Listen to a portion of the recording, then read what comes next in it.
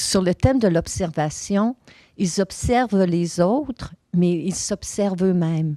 Et sans jugement, comme un enfant s'est arrêté en plein milieu et elle a dit « Mais qu'est-ce que je suis en train de raconter là? » Et là, elle a repris son fil de réflexion.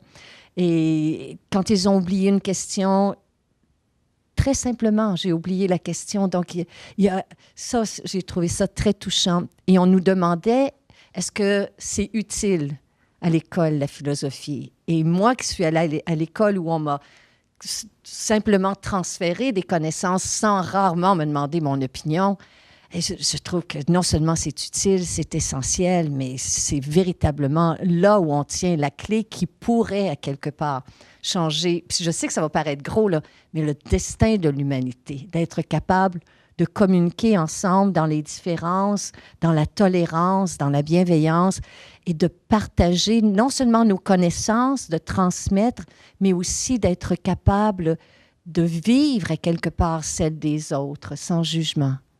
Oui, en fait, c'est ça. On voyait que les valeurs, il y avait quand même certaines valeurs qui animaient les gens qui étaient différentes, mais le respect. Donc, on comprenait que des familles étaient privilégiaient certaines choses, d'autres. Donc, ça aussi, c'est intéressant, je pense, pour les enfants de comprendre ces différences. Donc, et il n'était pas dans le jugement, là. Hein? Il était vraiment dans « j'accueille ce que l'autre a à dire », puis « OK, je compare un peu ».